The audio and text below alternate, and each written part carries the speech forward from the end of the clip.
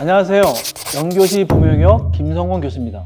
오늘은 자존감이란 얘기를 한번 해볼게요. 자존감, 자존심, 뭐 비슷한 단어처럼 보이지만 실제로는 다른 의미가 있어요. 자, 우선 자존심은요, 자신의 가치를 남에게 인정받고 싶어 하는 마음이고, 자존감은요, 자신의 가치를 스스로 인정하고 존중하는 마음이에요. 자존심은 주로 외부적 평가에 의해서 영향을 받고 자신이 다른 사람들보다 낫다고 생각하거나 남에게 굽히지 않으려는 특징이 있어요. 자존심이 강한 사람들은 비판을 수용하기가 어렵고 다른 사람들의 관점을 이렇게 존중하지 않아요. 그래서 자존심은 자신의 어떤 약점을 숨기려 하고 자신의 믿음을 넘어서는 것을 보지 못하는 사람들이에요. 반면 자존감은요, 자기 자신에 대한 내면적인 평가와 자신감을 의미하고 자신의 가치에 대한 인식에서 비롯된 거예요. 자존감이 높은 사람들은 자신의 장점과 단점을 모두 인정하고 자신을 온전히 받아들이는 사람들이에요. 자신을 사랑하고 스스로에게 긍정적인 태도를 보인다라고 이해하시면 되겠습니다. 부모의 자존감이 자녀 교육에 중요한 이유는 뭘까요? 한마디로 부모 또는 그 양육자의 자존감이 낮으면 부모는 자신의 부족한 부분을 자녀를 통해 투사하려고 하는 본성이 있어요. 부모 본인들의 장점과 단점을 온전히 수용하지 못한 상태이기 때문에 남들의 시선을 중요하게 생각하는 거예요. 공부 못하면 무작정 다그치고 행동이 조금이라도 삐뚤어지면 바로 핀잔을 주거나 상처를 주는 거죠. 자기 인생 못 살고 부모의 삶을 대신 살게 되는 불행을 겪는 거예요. 자존감이라는 게 참 특수성이 있습니다. 참 희한한 게 환경적인 세습이 된다는 거예요. 자존감 낮은 부모 아래 자란 자녀는 자존감이 낮을 확률이 매우 높아요. 그럼 이 아이는 커서 아이를 낳아도 똑같이 되는 거예요. 본인의 장점과 단점을 충분히 수용하지 못하면 그걸 다른 사람을 통해서라도 이루려고 하거든요. 이게 자녀를 고통의 지옥에 빠뜨리는 거예요. 그걸 지금 우리 부모님들이 하고 있어요. 자존감을 한창 키워줘야 하는 아동 청소년기에 낮은 부모의 자존감은 자녀 양육의 직무유기라고 생각합니다. 나도 그렇게 자라서 그런 걸 어떻게 하겠냐고 하시겠지만 그래도 부모는 어른이잖아요. 의식적으로 생각하고 말하고 행동해야 합니다. 그런 것도 하지 않고 얘는 공부를 이렇게 못하냐, 누구 닮아서 저러냐, 이렇게 돈을 써대는데 이거밖에 못해? 라고 하시면 그건 아동 학대예요. 지금 잠깐 생각해 보세요. 우리 자녀를 보거나 다른 집 아이들을 한번 떠올려 보세요. 자존감이 높은 아이에게는 분명 자존감이 높은 부모가 곁에 있는 거예요.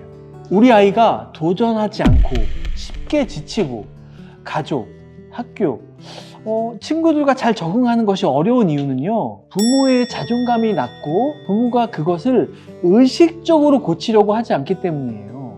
지금 우리 아이 한심하시죠? 그거 모두 부모님 때문이라니까요. 자아 존중감 형성에 미치는 요인을 잠깐 설명해 드리면 선천적 요인과 후천적 요인, 이 두 가지의 영향을 받아요. 선천적 요인은 타고난 성별, 지적, 사회적, 정서적, 잠재력을 말하고요. 후천적 요인은 유아의 가정과 교육기관, 사회 적응 등 다양한 타인과의 관계 속에서 형성이 되거든요. 그러니까 자아 존중감은 어린 시절에 기틀을 마련하고 양육자와의 관계와 삶에서의 어떤 경험, 그리고 자신의 능력과 성취감, 타인의 평가와 인정 등이 자아 존중감 형성과 변화에 영향을 준다고 보시면 됩니다. 그래서 부모가 온정적으로 양육할수록 아이의 자존감이 높아지는 거고. 자, 그럼 우리 부모님들께 질문 하나 드려볼게요. 지금 어른이시죠? 어른이 된 지금 나의 아동기는 어땠는지 한번 돌아보세요. 우리 부모님은 나에게 다정했나요? 우리 형제들과의 사이는 좋았나요? 우리 집의 사회, 경제적 지위는 괜찮았나요? 어떠세요? 현실에서 모든 요건이 충족될 수 없다니까요. 이게 팩트예요.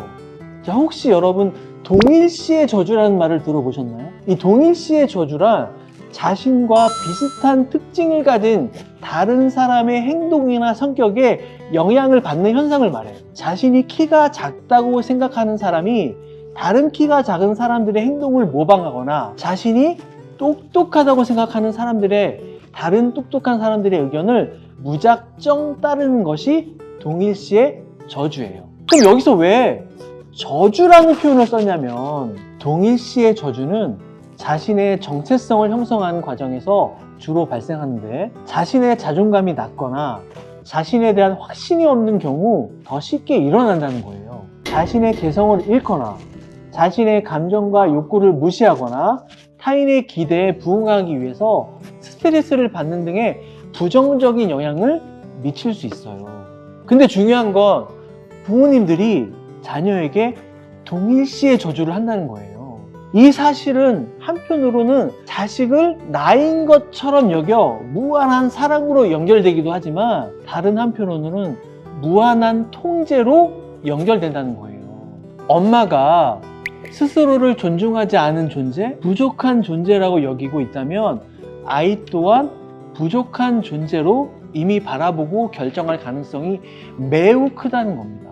그러니까 부모는 사랑이라는 이름으로 나의 부족한 존재를 채우기 위해서 자녀를 통제하기 시작해요. 우리 아이는 내가 겪었던 불행, 부족함, 그런 거 없이 잘 키울 거야. 의도는 정당화될 수 있겠으나 이런 경우에는 실행 과정에서 아이에게 매우 불행을 주게 돼요. 자, 예를 들면 엄마는 아이가 자신이 가진 부족함과 조금이라도 비슷한 것이 보이면요, 바로 흥분하고 과격하게 화를 냅니다. 그래서 학벌 컴플렉스가 있거나 사회적 위치에 대해 아쉬움이 있는 부모들은요, 아주 미치도록 아이들을 달달 볶습니다. 제가 상담한 부모님들 대다수는 아이가 실수할 때마다 부족했던 나를 보는 것 같아요.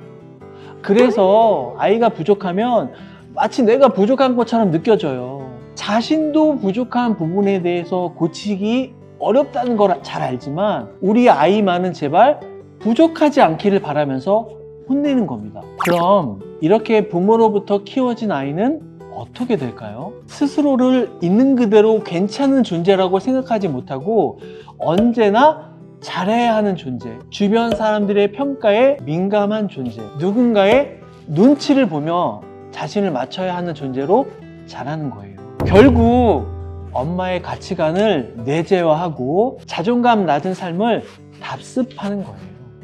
더 무서운 건요, 이 아이가 사회에 나가서도 누군가의 인정에 목마르고 늘 자신감 없는 그런 사람이 된다는 거예요. 부모님들, 우리 사는 거 뭐 있습니까? 자녀 교육의 최종 목표는 자녀의 완전한 독립입니다. 매일매일 작은 것이라도 찾아서 아이 칭찬해 주세요. 여기 칭찬을 안 하는 엄마가 있다고 해볼게요. 엄마는 그 정도의 것 가지고 칭찬해서는 안 된다고 생각합니다. 왜냐면 거기서 딱 그 수준에 안주할까 봐. 근데 이건 엄마 스스로 본인에게 칭찬해 본 적이 없어서 그런 거예요. 결국 자신을 사랑하는 훈련을 못한 겁니다. 자신도 스스로를 칭찬해 본 적이 없는데 나와 동일시가 된 우리 아이에게 어떻게 칭찬을 하겠습니까? 오랜 시간 부모로부터 인정이나 칭찬을 받지 못한 아이는 성인이 돼서도 타인의 칭찬을 믿지 못합니다. 칭찬도 이렇게 받는 것이 버릇해야 그것을 받고 스스로가 믿게 되는데요. 계속 그것을 못 받다 보면 칭찬을 받고 나서는 저 사람이 칭찬에는 어떤 의도가 있는 걸 거야 라고 생각하게 된다는 거죠. 좋은 대학, 좋은 직장을 다니지만 나 자신의 감정을 믿지 못하기 때문에 이 아이는 하루하루가 행복하지 않아요. 그저 타인의 감정에만 신경 쓰게 돼버려요. 그래서 자존감이 낮은 부모는 자신의 감정과 욕구를 인지하지 못해서 아이의 감정을 그대로 받아들이지 못해요. 아이의 감정과 욕구 대신 본인의 불안과 함께 만들어진 해야 할 것에만 관심을 가지게 돼요. 자존감이 낮은 부모는 아이가 실제 어떤 감정과 어떤 욕구를 가졌는지 전혀 관심이 없어요. 이게 쌓이다 보면 공부도 생활도 한순간에 무너지는 거예요. 근데 아직도 우리 부모님들은 아이가 어느 학원에 가야 할지, 영어 수학을 어느 수준까지 선행할지, 코딩이 중요하다던데 어느 학원에서 시켜야 할지, 축구를 시킬까? 태권도를 시킬까? 여기에만 집중하죠. 오직 아이에게 해야 한다, 닥치고 해야 한다는 거예요. 이렇게 부모가 말하는 해야 할 것만 가고 큰 아이는요, 나중에 흔히 말하는 멘붕에 빠집니다. 이게 단순히 아이만의 문제가 아니라니까요. 높은 자존감을 가진 부모 아래 낮은 자존감을 가진 아이는 절대 없어요. 아이에게 진정으로 필요한 것은 존재 자체만으로도 괜찮은 나, 자신의 감정과 욕구를 파악하고 충족시키는 힘이에요. 행복한 부모 아래 불행한 아이는 없듯이 자존감 높은 부모 밑에 자존감 낮은 아이는 없습니다. 끝으로 부모가 반드시 알아야 할 3가지를 알려드릴게요. 첫째, 부모 먼저 말과 행동이 같아야 해요. 엄격한 훈육 태도를 보이기 전에 부모의 태도를 먼저 점검해 보세요. 자, 둘째, 좋은 부모 향기를 맡게 해주세요. 많은 자녀가 부모의 말과 행동보다 반응에 더 많은 영향을 받아요. 부모가 괜찮아 라고 말해도 표정이 괜찮지 않으면 더욱 눈치를 보게 되는 거예요. 부모의 내적 미성숙함이 드러나게 되면 자녀는 그대로 보고 배울 수밖에 없어요. 자, 셋째, 부모 자신부터 아끼고 사랑하세요. 자존감이 낮은 부모는 자신의 모습을 자녀에게 투영해 자녀에게 자신의 단점이 나타날 때 엄격한 모습을 보여요. 우선 내가 자존감이 낮은 부모라고 생각하셨다면 그 자체도 벌써 자존감을 올릴 수 있는 계기가 되는 거예요.